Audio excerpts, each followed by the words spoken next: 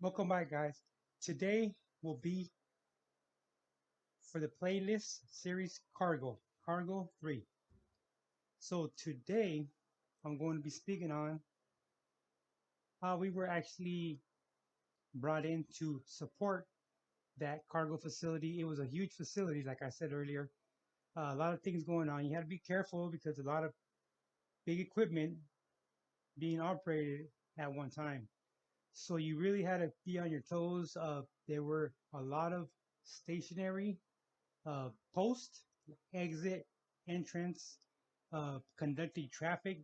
Believe it or not, when you have a lot of semi trucks going through there, there's bound to be a lot of traffic jams inside the actual facility. So you gotta keep everything moving as smooth as possible. And that X-ray machine that actually transports the semi trucks through the X-rays, that tends to get backed up too. So you always have to be at your ace game because you don't want to have a big line around the whole facility just waiting to get X-ray. That's when supervisors, they get involved, and you don't want them really getting around into your post because they'll micromanage. So you just got to keep everything flowing good.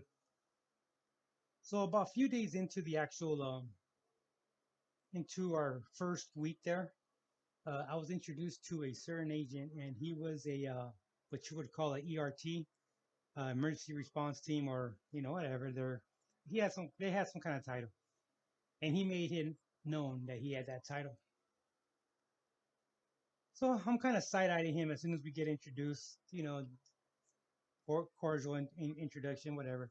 So he comes back me at me later on, and out of the blue asked where I live. I said, I just told him Chula Vista, which is not true. I just told him Chula Vista, and he said, okay. He left, came back. He said, you know what? You never tell nobody where you live, especially in this business. And I looked down at him and I told him, okay, that's fine. Brushed it off. Saw him later on that day, and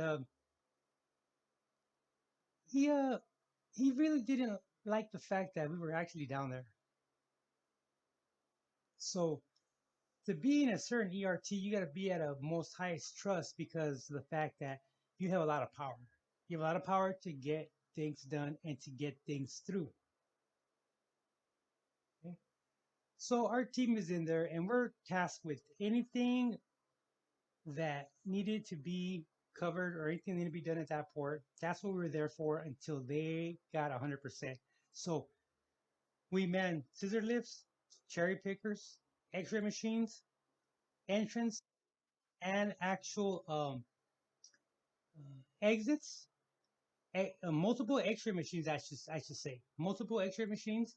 And what you need to realize is that on the actual uh, when the funeral homes, the hearses, when they bring the bodies, everybody needs to get X-rays, no matter what.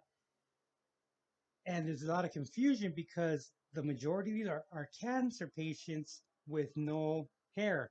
So a lot of them tend to look alike, and actual agents have mistakenly were convinced that these were the same bodies, so they needed to get it X-rayed, and again and again, and that's what happened. And that means I stayed away from that. I stayed away from that, and I like to actually work the when they have the semis unload everything. It's just you're busy and time goes by pretty fast. So this agent, the one that sized me up, the one that tried to give me a hard time about me not telling anybody where I live and all that, whatever. Well, I don't know if he actually got transferred out because of the storyline that we're actually following, which is a 3-ton load in the actual in the tanker. I don't know if he was actually transferred out for a specific reason or he volunteered. But the next thing I heard a few years afterwards, about 10 years or more after that incident, he got sent to South Korea to one of the ports out there. And he ended up getting arrested for stealing investors' money with uh, with the pretense of him opening a computer school. That's how he sold his investors the idea of starting a computer school. I don't know what the computer school is. I guess an IT tech, some kind of IT tech school or whatever. But these investors, they give him quite a bit of money, in the 20,000s, I think 20,000 one lady gave, and he swindled quite a few of them, and he ended up getting arrested. Turns out he had a gambling problem, so he gambled all away. And when you do this type of crime, the Department of Treasury and the IRS, they're gonna go straight after your assets. So if he owned any kind of properties or vehicles, that all get taken away to reimburse the investors that you swindled. And if he had a family, according is still South Korea is still considered still an active war zone. So I know in the military you cannot take your family to live with you if you're stationed there. I'm not quite sure about a custom inspector if he's able to take his family down there, but the, the house that he was living, the house that his family was living, and he owned it. If he owned it, that can get a lien on it too. So there was a lot of consequences there, and he did get some jail time. And I mean, was he kind of jumpy because we were actually getting set up with certain roles down there that might upset or might how what word do I want to use?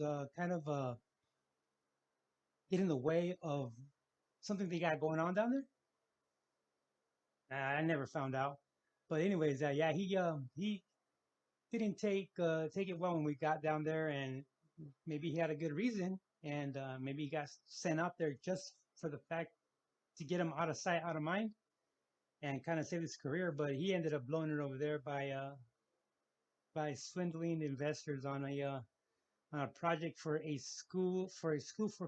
compute to learn computers. So that's just another one there, and I'm gonna probably be doing a number 4 here to just continue our story of the 3-ton load going through cargo. Okay, thanks a lot, guys. Don't forget to like and subscribe.